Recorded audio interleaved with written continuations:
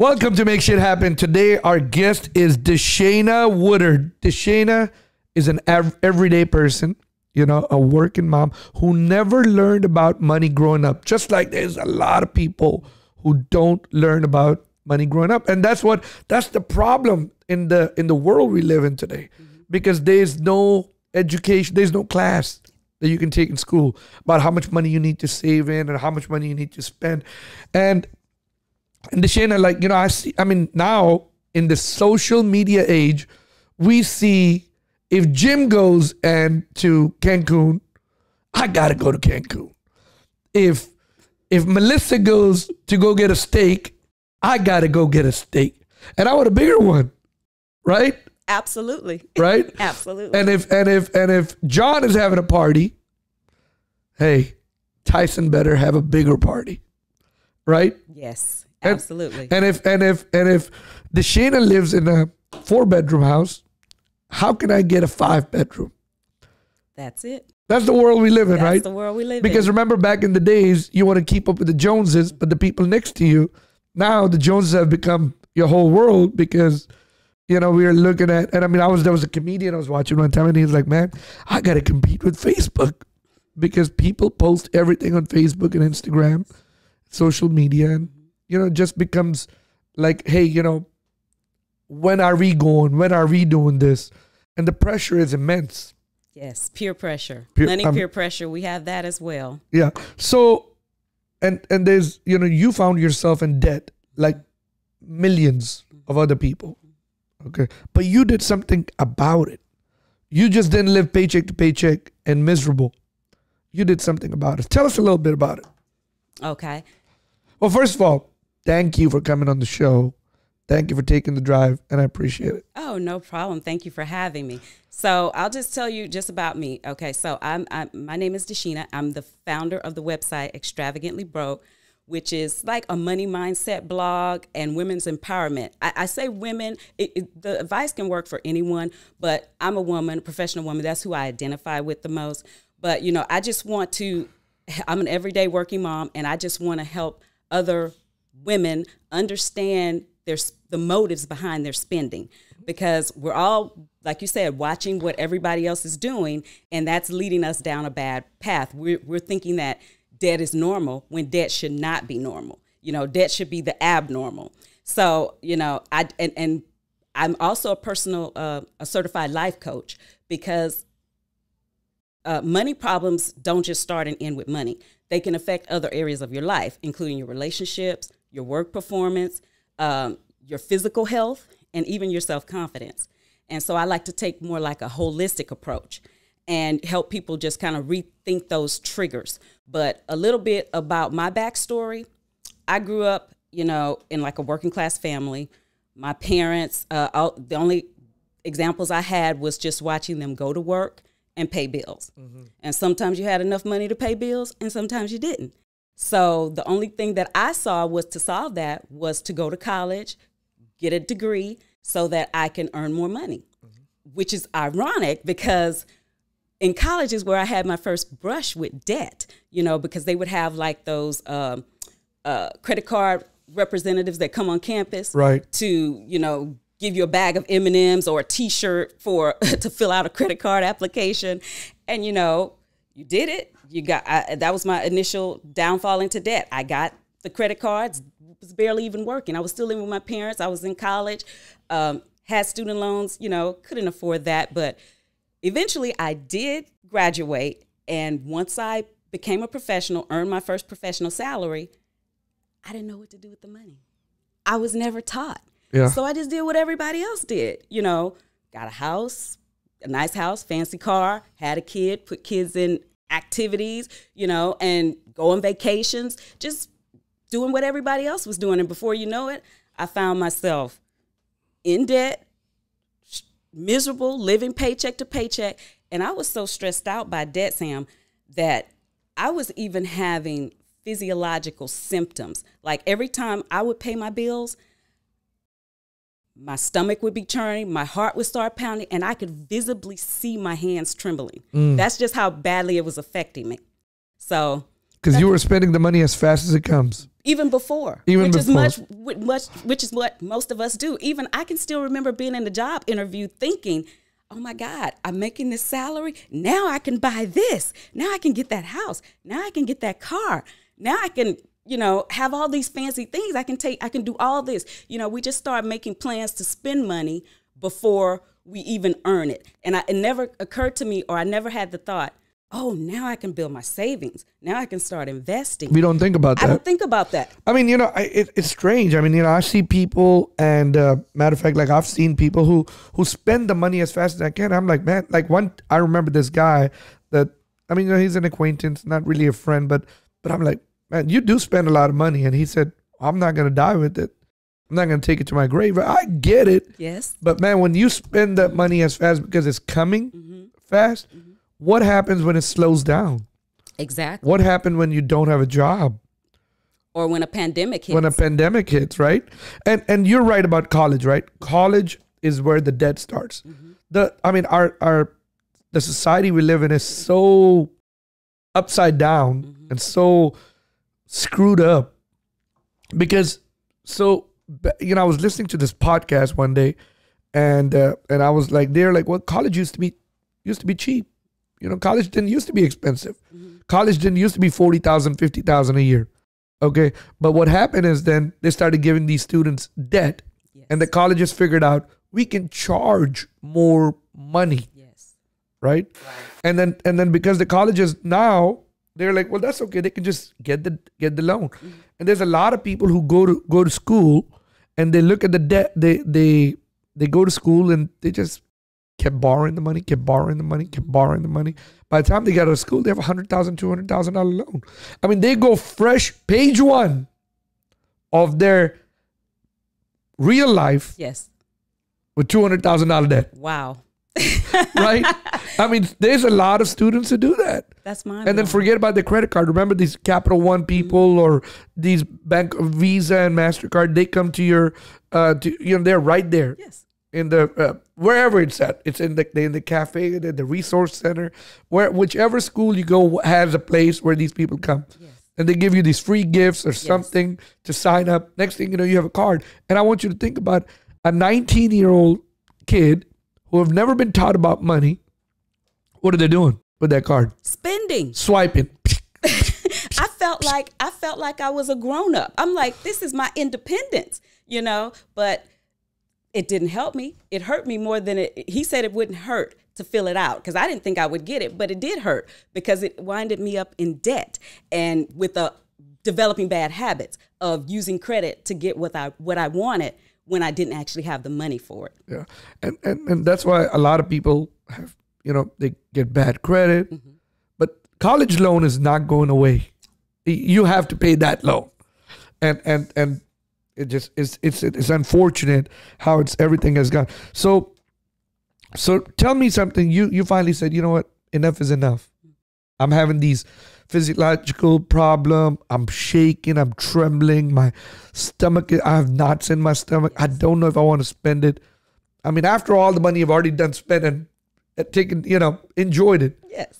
What happened? I mean, what happened? What changed everything? Well, Sam, it wasn't even the symptoms that changed me. It was, I had, let me tell you what really happened. After we had the house and had the kid, and then my husband decided it was time for us to get our luxury car because we didn't grow up with that. We never had that. And you see other people with it and you want that experience, keeping up with the Joneses, but just, I don't know. I guess it makes you feel like a sense of accomplishment when you can get those things. So he felt like it was time for us to get a luxury car. So he went out, he looked around. Next thing I know, he comes home, he said he found the car. Before I know it, we're down at the Mercedes dealership, signing away our life for 60 months with car payments at $850 a month. That doesn't even include insurance. So with insurance, nearly $1,000. Because my husband, he gets the S-Class. He doesn't do anything small. It's the big body Benz or nothing. So that's where we are. And then maybe 3.5 years into it, the water pump breaks. Take it to the dealership. They want to charge upwards of $3,000 to repair this water pump. What? I mean, I'm already paying nearly $1,000 a month, and you're telling me that that's wear and tear? You know, I mean, you got to be kidding. So he looked around. He found a reputable German car mechanic, and the lowest price we could get was $1,700 to get that. And with that, I was done. I was already struggling trying to make these payments. And then on the top of that, we have to come up with this additional $1,700 while I'm still making payment. And you're not driving the car now, too. It's stupid. I was like, this is ridiculous. Why am I giving these people my money like this? So I can be stressed out and in debt and trying to figure out how to make the payments and how to repair things that break down that the warranty has expired or won't pay for. Because at that time, we don't think about it. We just we don't think about all the stuff that's going to come with it. Yes. Yes. When you buy an expensive car, there's expensive repair bills for sure. So it's like, yeah, that was my aha moment. That's when it first clicked that something's not right with this picture. You know, why am I giving them my money like this? What could I do with that $850 a month plus insurance? You know, if in 60 months, do you know how much interest that could compound? You know, so I didn't think about it like that then, but that was what set me off. And from there, over the years, I did a set of things over the years that eventually got me to debt free. Okay. So, you know, there's a lot of people who don't think about, you know, savings and everything. And I mean, you know, I did some stories and some posts on Instagram because I'm very passionate about savings, right? And I'm passionate about disposable income because if you don't have disposable income, you can't go buy the Mercedes. Exactly. Okay. Or you shouldn't. or you shouldn't. If you don't have disposable income, you can't. And people don't understand the meaning of disposable income. Okay. Disposable income is like something you won't miss. Exactly. Okay. But people don't understand that. They go buy a $500,000, $700,000 car. Matter of fact, a house, I'm sorry. Matter of fact, I had a district manager who was working for me, right?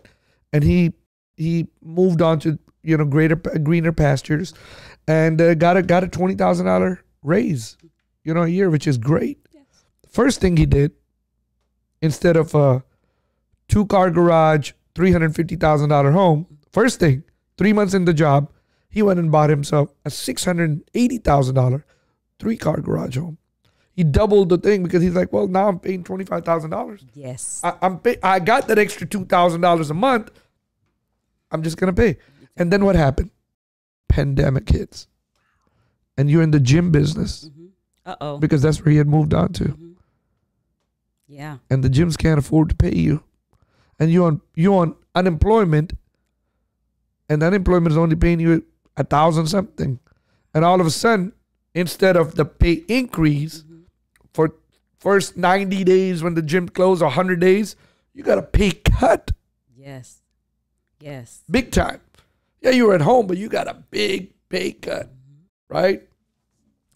And you basically got yourself this expensive house because you thought things were going to be peachy all along. Yes. And people don't think about that. No, they don't. And they don't think about that. And guess what? He went and bought himself a Mercedes also.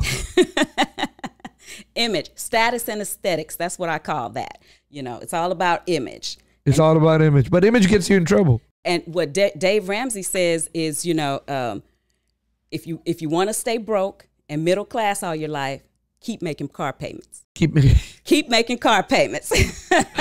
Yeah, you know, that is correct. So something clicked in your thing, and you're like, man, I don't want to do this, and against the social status or status quo, you decided you're gonna make a change. Yes.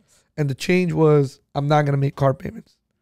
I'm gonna listen to what these people like financial gurus like Dave Ramsey say, and I'm gonna change my lifestyle. And I'm not gonna try to keep up with the Joneses. Right. And I'm gonna get debt free. No, actually, Tell us. I wasn't on a mission to be debt free. Okay. I didn't even know that was a thing. So what was on the mission? what did you think? You said thing clicked. Yes. Tell us, walk us into that lane. Okay. So it's like, yeah, after that incident, I just knew that what I was doing wasn't working. I don't know how everybody else was doing it, running around here with these big houses and these fancy cars and going on all these trips and buying all this stuff and doing all what they were doing. But it wasn't working for me. Okay. I was miserable. I was in debt. My hands are trembling when I'm paying my bills. So that wasn't, so my first thing was, yes, so we gutted it out. We did finish making that car payment. But after that, it's like, okay, we're not going to keep doing that. Let's keep what we have and just keep it working. You know, you don't need a Mercedes to go to the grocery store and church and to pick up your kids from school. You know, we get what we want. We don't always get what we need. You may need a car, but you don't need a Mercedes. So from there, we just decided that we were going to, you know, not get car payments anymore. I stopped using credit because credit lies to us. It makes us think we can afford things that we can't. You know, when you stick with cash, cash is your friend. Cash will not allow you to overspend. It won't lie to you. It will, and it hurts to use cash. When you use cash, that's painful because you can actually see your money dwindling versus when you're just scan and go, you're not keeping track. So before you know it, 30 days later, the bill's coming in and then you're sweating. So we just, you know, I wasn't on a mission to be debt free because I didn't know that was a thing. My goal, I was just fed up. I just got to a point where, okay, I need to get this out of my life. I have all these many bills, loans, students' loans, whatever. So I just started attacking one thing at a time. I just said like, you know, I think I can pay this student loan off. I got to get this out of my life. And I set a goal and I just started going for it. And I paid that student loan off. And then once I did that, I thought, okay, what can I look at next? You know, maybe I can get this out of my life. Why am I still paying for this credit card? I'm not going to even use credit anymore because I'm sticking with cash. So I started paying off the first credit card. Then I paid off the next one. And as I kept going, I got to a point where I was like, you know, I think if I keep doing this, I might actually be able to pay everything off. And so I set my mission. I said, okay, I wrote it out and I looked at how much could I reasonably pay. Now, another thing I did, Sam, I also increased, I was cutting my expenses over the years. You know, like I stopped putting my kid in 10 different activities. You know, we cut it down to one. Stopped having huge birthday parties every year. I've spent more than $1,200 on a kid's birthday. My daughter's very first birthday party, I spent over $1,200 and she slept through most of it. So was that for her or was that for me? For you. So it's like, so I stopped, you know, doing all these extravagant things, trying to live some lifestyle or portray some image that my money actually couldn't keep up with. And so over the years, we were just making those small cuts. And I got to a point where, yes, I can pay all of this off. I don't know anybody else who's doing this, but I set that goal. And in 2.5 years, I was at this point, by the time I got to that point where I really started to see that 2.5 years, I paid off $52,000. And it was just by being laser focused and just going for it. And I didn't even feel like I sacrificed anything. You know, all that stuff that I thought was important didn't even really matter to me anymore. I didn't care about luxury cars. I'm like, that's not what's important to me. That just made me miserable. What I cared about was, you know, having money in my bank account, being able to have the freedom if I want to. A friend asked me, hey, let's go to a conference in DC. She asked me to go. I was able to go without sweat because I have the money to do that now. I didn't have to charge it. I didn't have to do anything. So it just became more important to me to feel confident in my finances than it did for me to show other people what I have. You know, when someone tells you, hey, you know what, let's go out to eat, and you can go out and without looking at the bill, it's a different, without looking at the menu, how much does it cost? It's a different kind of feeling. It is. Because you are comfortable and you are comfortable that, hey, I have the money. I don't have to charge it on my card.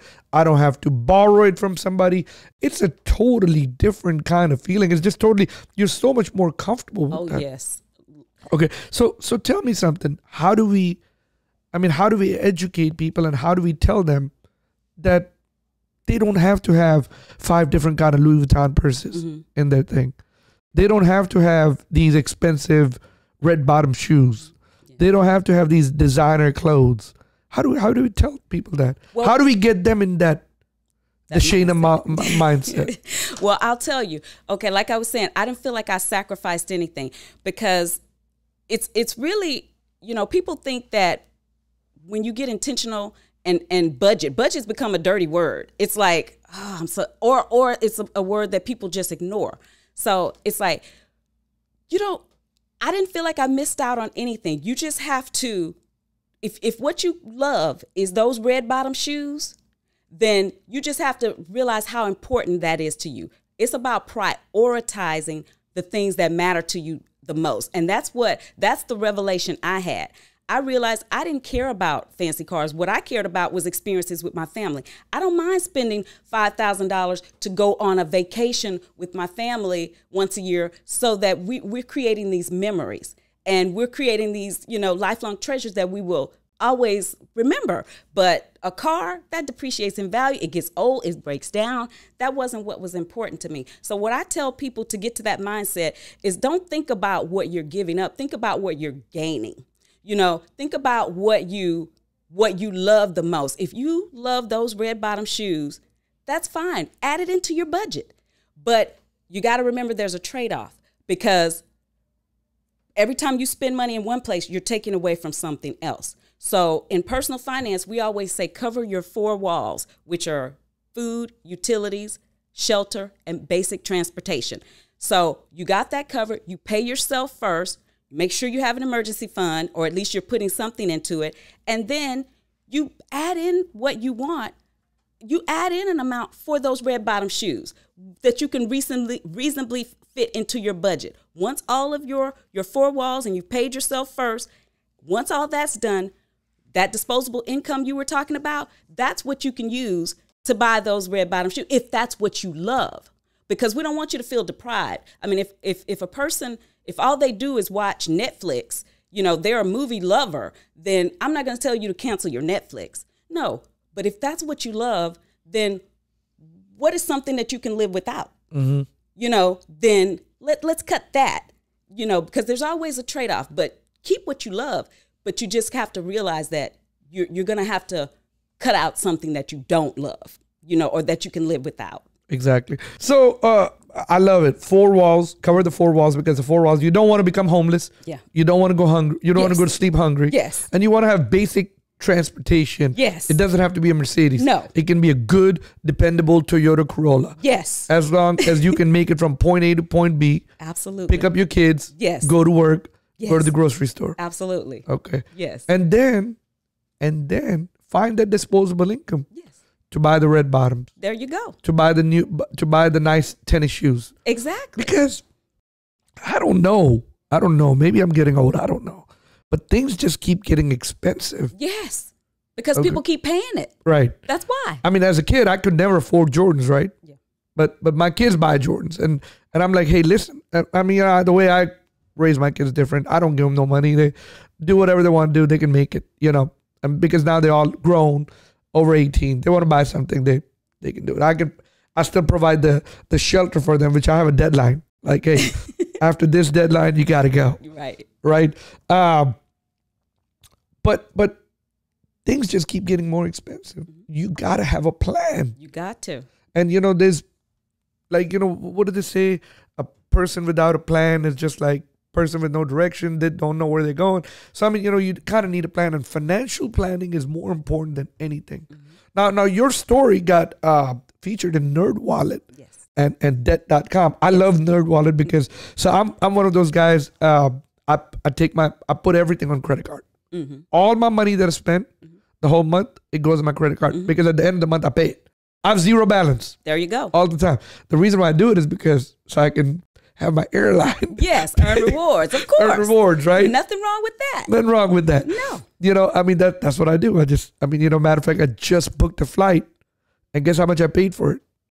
Zero. Yeah. Because my points paid for it. There you go. I mean, I do that too. You know, I do rewards, but you know, you just want to make sure that you can, if you do that, you pay that balance off every month. Right. So like I have 4 kids, and I know one of them is very responsible. And I'm like, he said, well, Dad, I'm gonna get a credit card. I said, perfect. Make sure you only spend what you can pay at the end of the month. Absolutely. Pay it off. Pay it off. And I make sure he does. The other ones, they're like, we need a credit card. I said, I'm not so sure right now. Well, I mean, they're older, but I still tell them, I'm like, look, I don't think right now is a good time for you to get a credit card. It's just credit card, you know, as because in the country we live in, you know, it used to be cash is king. Yes. But now the credit is king. But if you get credit and you abuse it, yes, guess what? What? You end up in debt, miserable, with your hands trembling. No bueno. No bueno. No bueno. No good. Like that. So tell me about that story. That what were you featured in Nerd Wallet? If you don't, give us a nickel tour about that one. Yeah, they just wanted to tell my story because I am 100% debt free, you know, and you know they want to inspire people. They call it how to ditch debt, you know, and just like some of the things that I did over the years, which, you know, like I said, you know, I stopped buying new cars. I stopped using credit or relying on credit, you know, to fund my lifestyle, you know, sticking with cash because cash is your friend. And then, but did you want to know how I got that interview? No, how? Please tell me. Oh, well, I went that same conference that friend invited me to, that if I hadn't had money, I wouldn't have been able to go to. It was a financial conference. And while I was there, I was, you know, you get to mingle with a lot of different, businesses and publications and things like that. And I just happened to have been standing in line next to someone. And that's a good thing. That's why when you go to conferences, it's good to talk to people. Yeah. Because I was just in line, just waiting to get some sample they were handing out. And the lady was standing next to me and we just kind of were chatting a little bit. And I just mentioned, I said, well, I'm just here, you know, because I wanted to network and meet people and I'm 100% debt free. She said, oh, it sounds like you have a story. Turns out she was one of the scouts for Nerd Wallet, and she took my information. I was actually more interested in writing for them because since I am a personal finance blogger, I wanted to write. I didn't even care about telling my story. But then as the time went on and as we started talking, I started thinking, you know, actually this might be a good thing, you know, to get my message out more. You know, I wanted to write, but telling my story is just as good, you know. Yes. To help people. So that's how I ended up in Nerd Wallet, by having options. See, that's what money and debt freedom gives you. When you have money, it gives you options and it opens you up to opportunity. Hallelujah to that one. Amen. Because when you're in debt and struggling, you don't have options. You got to keep working. You got to keep, you know, paying these bills. You got to keep stressing. But yeah, I had options. And it's Sam, you won't believe it. It's just amazing right now to me that I see it took a while for it to really set in, that because when I made my last payment, it was like, okay, that's it. I really don't owe anybody anymore. Now I used to get hate mail, which i.e. that's bills. I used to get hate mail. Now all I get is advertisements in the mail. No bills come in my mail. No bills come in. And you know what? You know what you said, when you have money, you have options, right? So true. If somebody's listening, and I want to talk about this, right?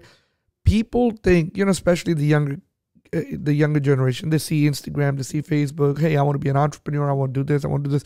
First thing you got to do is learn how to control your finances. Absolutely. Because you can have a business, and if you don't have that discipline, guess where you'll be at? In debt or out of business. In debt, in the broke line, out of business. Yes. With all that hate mail coming at you from left and right. Hate mail, like you said. I love it. Hate mail, i.e. bills. Yes. You know, and it's so important. This is like the reason why I called you over here is because when Angel showed me your thing, I'm like, you know what? Extravagantly broke. I love the title on that, right? I'm like, you know what? This is so great because we need to talk about it. And I don't want to only talk about it. I want someone else to talk about it because I'm very passionate towards savings. And like I have an Acorn account. I don't know if you do Acorn or not. I've heard of it, yes. Okay, and I get my kids to open an Acorn account. And Acorn is so good because when you spend money on your debit card, the change gets invested. Yes. Right? Right. And all of a sudden, boom, boom, boom. I mean, and then you can just set it up from your bank that when you get $200 check, yes, $20 go to, $50 or $10 or whatever it is. Yes. Whatever you set it up as every week, your $200 check, $10, $12 get invested, and you don't even look at it. Set it and forget it. Set it and forget it. I love it. Next thing you know, 10 years later, you open it up and you look at it and you're like, oh my God. Yes. I got 50,000 in there. That's I got 100,000 in there. And it's that easy. They have all these apps now to make investing easier. Easy. Yeah. You just got to do it. You got to take the first step. I promise you. Like Acorn, people won't miss that loose change. No, you won't. Because they just round it up. Okay, if you're gonna go spend $5.41, you might as well spend $6. Because if you would have paid that cash, now I want you to tell me, 99% people they pay $6 cash. The total was $5.41. What happened to the 59 cents? Who knows? You take the change. You either put it in your car. Yeah. Oh yeah, I keep a lot. You lose it in the side. Yeah. Or you sit on the sofa and it goes underneath the sofa. You don't miss it. Yeah. Well, that's what I'm trying to say. But most people now put it on debit card, right, or credit card. Invest that change in Acorn. There you go. And next thing you know, you're investing $5, $6, $7 a week. Then take your paycheck, take $20, $30, $40 out of your paycheck every week or 2 weeks, and let it go. You won't miss it. And that's what I try. That's why I say pay yourself first, because that's something that people really skip over because they always feel like they're not going to have the money to do it. It's like, but if you wait till the end of the month or till the end of the paycheck, then you won't have the money. So you start with that first. I don't care if you just take $5 for starting. It doesn't matter. $5. Do $5. $5 because you're building a habit. And as you start to see that those $5 build up over the week, then you'll start to say, well, maybe I can put 10. And you just keep doing that. And that's how it happened for me. I started small, but I just started. I was actually saving while I was paying off debt because I probably could have paid my debt off faster. But, I had like this scarcity mindset because, like I said, I grew up not really learning or knowing about money. And I lived with that, with those symptoms and that stress of being in debt for so long that I couldn't not save at the same time. So about as much as I was paying off in debt, I was saving as well because I just needed to see that. It was just for my own mental health. I needed to see that I had some money growing. And it was amazing because I never had a savings. I got to tell you a story of my son right now. I've talked about Adam a couple of times. And I told Adam opened up his Acorn account when he was 18 years old. 18. I opened it for him. I put $500 in. That's his son. You just got to make sure you put $20, $30 every week. So he's been putting $20 religiously every week. We were at dinner 2-3 days ago, and I said, well, how much money you got in your Acorn? He said, I don't know. So he pulled it up, looked, and he said, oh, it's $3,700. Whoa. And he got $3,700. I'm like, it's time to up the 20. Let's make it to 30. Yes. Let's make it to 35. Do you miss your 20? No. He said, no. He got $3,700 in 2 years. Yes. Okay. You could, if you just up it up, in next 10 years, you might have 37,000, 300,000, 150,000, 200,000. You never know.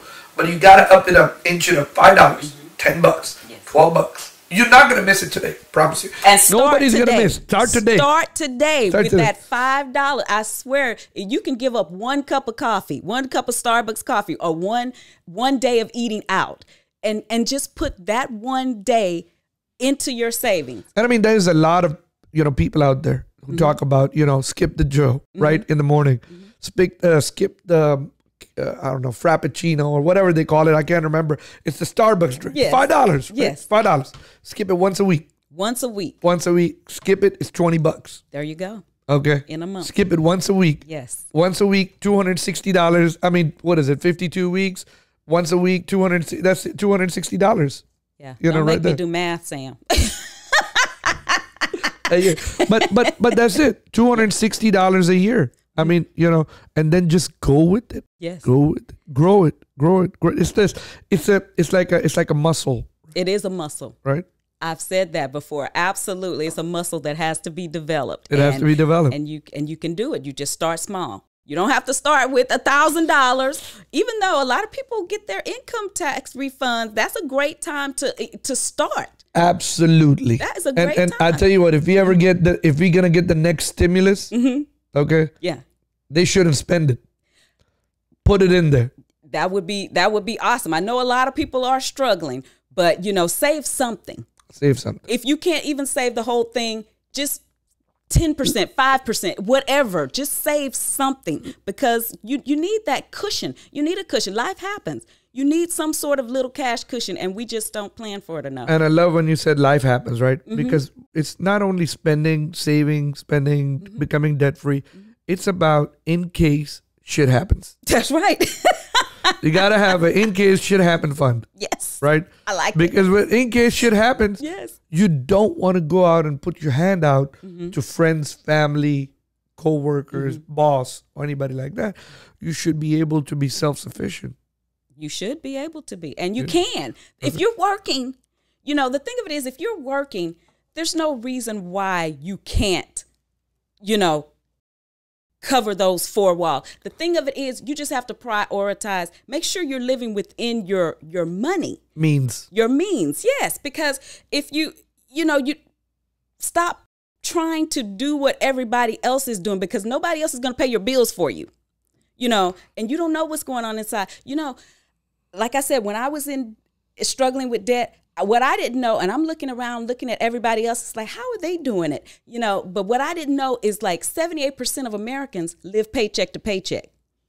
And almost 80% of people who have debt die with debt. Did you know that? No. Die with debt. Die with debt. Yes, they never pay it off in their whole life. Now, how sad is that? That's sad. You know, so it's like, that just shows you just how corrupt or wrong the system is. You know, it lets us think that we can get this house, you know, never go by your gross income. That's another thing I tell people. When you're trying to get a house, don't go by your gross income. That's fake. That's fake. And then, you know, you will never see all of that money. You know, it's a unicorn. Doesn't exist. Exactly. It does not exist. And then, you know, they keep inching up how much of your income you should be able to use to buy a house. You know, they were saying 33%. I'm saying cut that, or they say 25 to 33%. Forget that. Stick with 25%.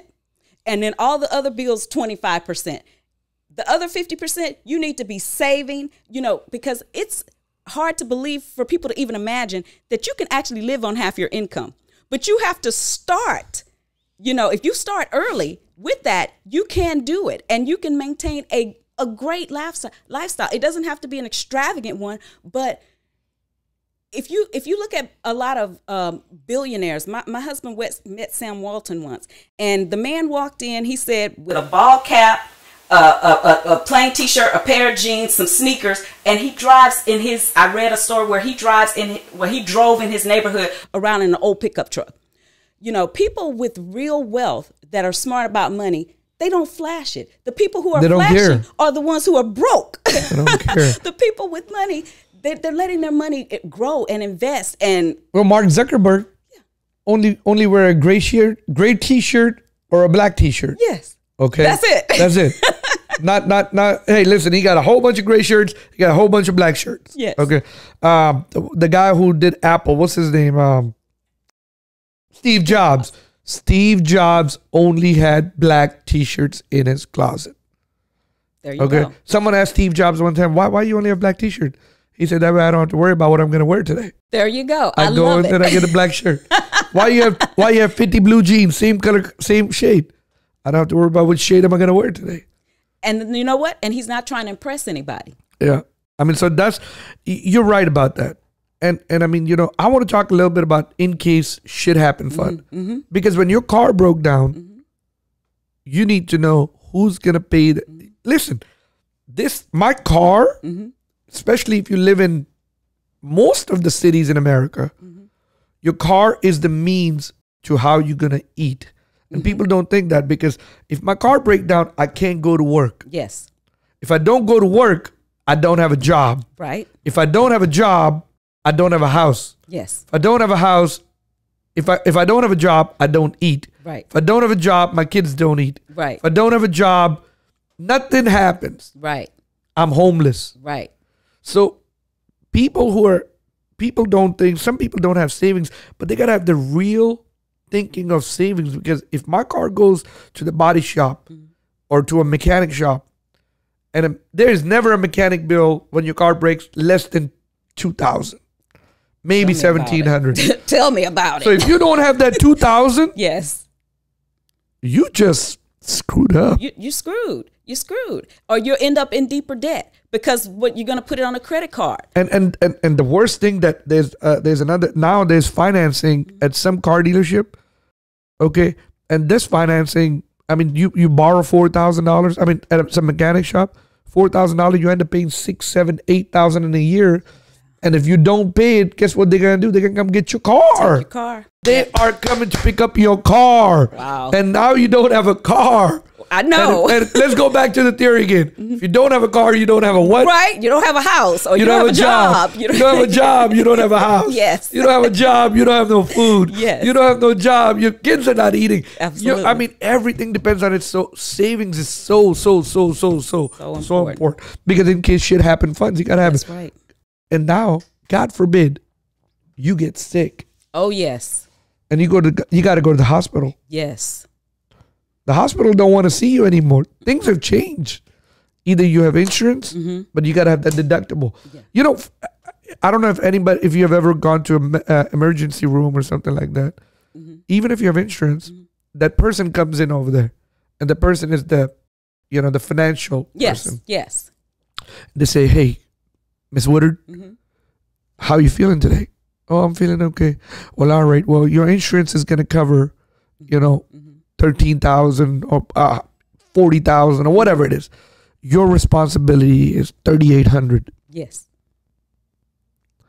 "I don't have $3,800. "Oh, okay. Well, can you make arrangements for it? Do you have a credit card?" "No." "Do you have this?" "No." They don't want to see you. I know. And how sad would that be, to be unable to be treated? Because, I mean, they'll stabilize you, but you can't really get the full treatment that you want because you can't afford to pay. No. And you got to go to LBJ or Pentop. Yes. And people die there. People die there because they're waiting. People die in waiting rooms. Since you brought that up, Sam, that just reminds me of something that I recently posted on my Instagram that I heard in a conference. This was a quote by Barack Obama. It was, "Money is not the only answer, but it does make a difference." Yeah. And when you think about, like, just what you said with healthcare, I had a relative who had breast cancer, and she was able to get excellent treatment at MD Anderson because she was able to afford insurance through her job. Of course, you can't pay it out of pocket, but she was able to afford the insurance. So you need money just to be able to give yourself options, like I said previously. But you still got to have the deductible money. You still have to have the deductible. That's true. Insurance doesn't do you no good if you don't have deductible. That's true. I love that quote by Barack Obama. Money is not the only answer, but it does make a difference. But it makes a difference. So which takes me to my thing, right? Some people say money doesn't buy you happiness. I hate it when people who have never had money say that. Yes. Right? Listen. I'm all for it. Money does not buy you happiness. There's a lot of billionaires who are miserable, right? Okay. But you have no right to say money doesn't buy you happiness if you're in debt, if you don't have any money, and if you're miserable because you don't have money. That's right. That's right. Okay? Because not having money, being in debt, struggling about money creates more divorces. Yes. More unhappiness. Yes. More illness. More stress. Yes. Than having money. And I'll tell you, when you mentioned that Nerd Wallet article, the very first line, the the writer wrote to start that article, she wrote, Deshena Woodard is happy. And then she told my story, because at some point in there, during that story, I was telling about how much happier my life has been, not because I'm spending money on fancy things, just because I have money sitting available to me to give me the options and the opportunities and to, you know, just do whatever I want to do. If I want to take a vacation, I can. You know, if I want to go with my kids, if I want to, I had a client that I was working with, him and his wife were struggling. They were several bills behind. They were behind on several bills, and he was mad because he couldn't even buy his child a taco. They got into an argument because he wanted to stop by the taco place and buy a taco. And she was like, but we didn't talk about that, you know, and we're already, you know, we're supposed to be saving money or whatever. But once they finally came together, they got their, they started tracking, we got their bills on track. By the end of our coaching, they were ahead on bills, had several $100s saved. And now I told him, I said, okay, guy, now go buy your son a taco. A taco. And now you've got the money. Go buy yourself son a taco. So let's rephrase this today. Yes. Money does not buy you happiness. I believe it. Okay. But being debt free. Yes. And having money. Yes. In your bank. Yes. Will make you happy. It makes me happy all Done. day. Done. That's a mic drop moment. All day. Let me tell you something, because I like I said, I was going to tell you, it didn't really sink in for a while until I saw my paycheck stacking up in my bank account with nowhere to go. Just sitting there waiting for me to tell it what to do, versus it used to be the point where I didn't even make it to payday. I was already looking for the next paycheck after the first one. You know, that's how bad my finances were. But now my paychecks are just stacking up, and I'm like, okay, now I got to start learning investing. I worked so hard to get debt free. Now the investment piece is the part that I'm working towards now. So it's like, so I can have my money working for me. Deshena, I want to ask you a question. Okay. Recently I went to it was my wife's birthday. I went to the Galleria to go buy her little gift, because, you know, her birthday and her wedding anniversary really close to each other. So I want to just do a bundle package, you know, and just give her one gift, right? So went over there and I see a whole bunch of people at the mall. Huh? One gift, Sam? Yeah. She not getting cheated? Package deal, baby. Okay, a package. Okay, we'll go with that. Okay. And you know, but a nice, something nice, right? So I'm going over there and I'm passing by, and Louis Vuitton got this big line outside. I mean, I'm talking about at least 50 people. Go to Gucci, pass by Gucci store, about 50, 60 people. What the heck is going on? Pass by Burberry. Every store I pass by, there's long lines over there. There's a lot of people at the mall. And I'm like, you know, there's a pandemic going on. Right? A lot of people don't have jobs. And then I started thinking about it. You're right. So people who are making $400 or $500 a week, now all of a sudden are making $700, $800 a week because of the unemployment. But these people are not grasping that it's not going to be there forever. That's right. So let me save it. Yes. And now all of a sudden, where that extra money is gone, they're struggling. Yes. And I mean, honestly, I don't want to sound like a a-hole. You had a chance. You had an opportunity. You had that extra money. Yes. You spent it all. It's nobody's fault but your fault. Exactly. You went to the mall and bought that Gucci. Yes. The Gucci feeds you now.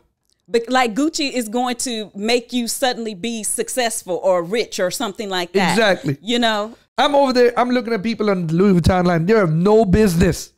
No business. Listen, I'm a salesperson. I've been in sales forever, and I teach my sales managers, my salespeople, never judge a book by its cover. Right. You don't know when the person walks in how much money they have. Right. They might just look like that. They decided they're gonna wear the T-shirt like Sam Walton with the hat or like Mark Zuckerberg. It doesn't matter.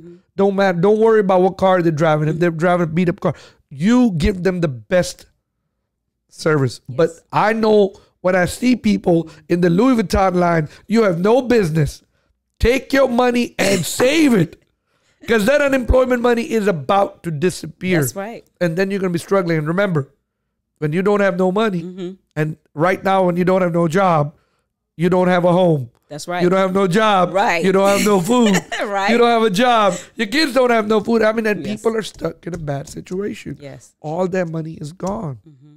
They That's had no reason to do that. No reason to buy the red bottoms. But they were never taught. They were never taught. And that's what, that's the problem right now.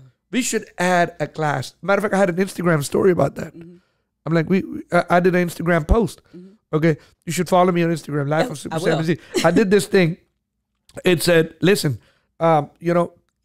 this is beginning of school year last Yes. year, not 2019. Mm-hmm. I said, we should add a class. We should add a curriculum.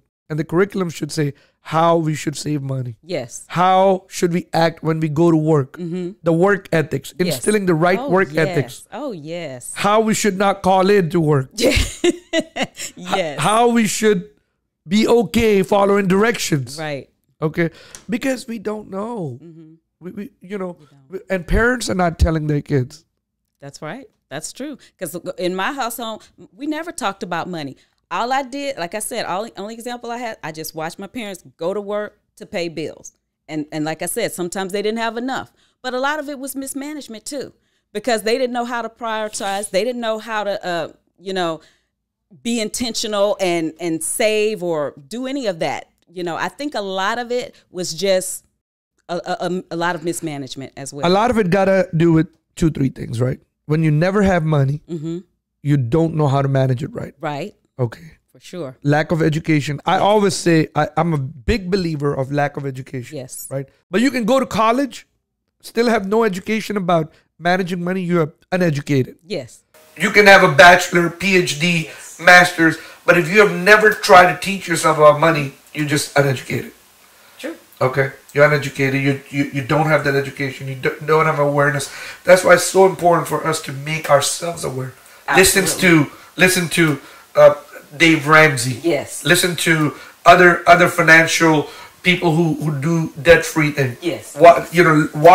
Go read your Extravagantly Broke. Right. Go to the website. Right. Listen to. So tell me a little bit about this. So how can people go and read your blogs and listen to you? Yeah. Well, my website is called Extravagantly Broke, and it's at extravagantbroke.com. I'm also on Instagram at Deshena Woodard. You know what? I have so many, Sam. Let me. Okay. But they can find you. They can find you on Instagram and Deshena Woodard though. Yeah, Instagram and LinkedIn. I'm at Deshena Woodard, and on Facebook I'm at Extravagantly Broke, and my website is extravagantlybroke.com. And you're on Twitter, extra broke. Yes, because I couldn't get the handle I wanted on Twitter. Twitter's a hater. It's so important for us. So important. Mm-hmm.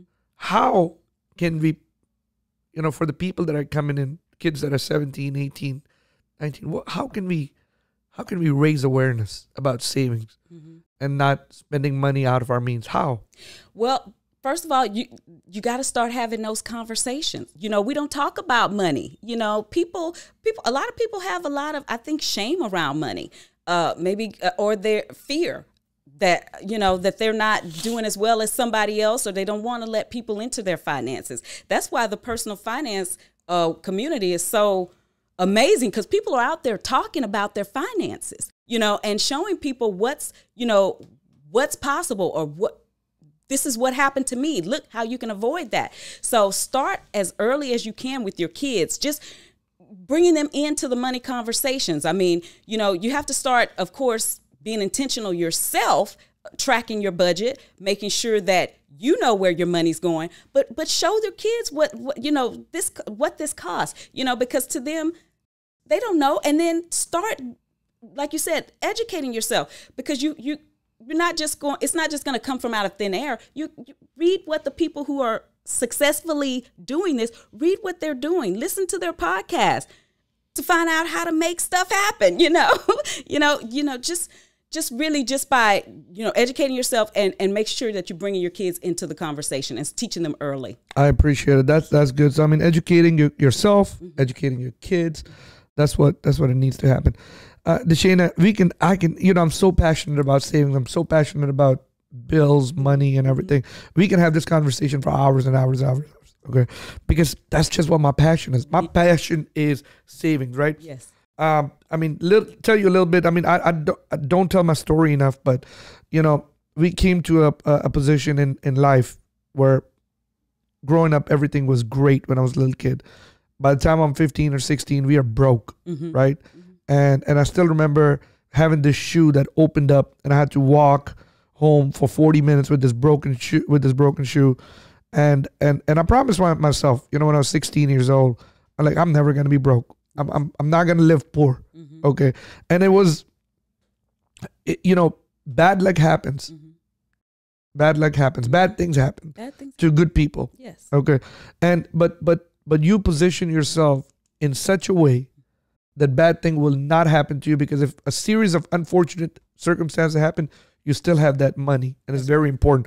And I'm passionate about that, right? And let me just briefly interrupt you, Sam, because I want people to hear this, because just so they can see the power of having money versus and keeping your money versus giving it away. You know, even when the pandemic hit, a lot of people lost their jobs and all of that. Fortunately, I'm thankful that I did not lose my job, but even still, we were planning on having this major home remodeling project done in April, and you know, everything got shut down. So we had to wait, and the pandemic hit, and it's like, oh, are you going to still be working? Well, we didn't lose our jobs, and you know, it's best to save as much money as possible. Don't spend. You want to save, because you don't know how long you're going to be out of work or how long this pandemic is going to go on. But my finances are so good right now that as soon as they started loosening up the restrictions in April, we went ahead with this major floor remodel project. Our entire downstairs, never touched savings, never touched an emergency fund, still, and we were able to get that done because it was already built into our budget. That's the power that money can give you. And that's the power discipline. Absolutely. Right? So you got to be very disciplined in this. For sure. It's just, listen, this discipline is just like if you were, vacation is coming, you're about to go to Cancun, Mexico. You're going to go to the beach with 15 of your friends, and you want to make sure you look good, and you go on the strict diet and exercise. You're at the gym every morning. Right. You're eating right for that 1 month. Okay. So you can lose, in hope you can lose 8-10 pounds. Yes. Right. It's got to be that same kind of discipline, same kind of intensity, that same kind of regimen, you know, that needs to be instilled in it. Deshena, I appreciate you coming over here and talking about something that I'm passionate about. And I'm truly passionate about this.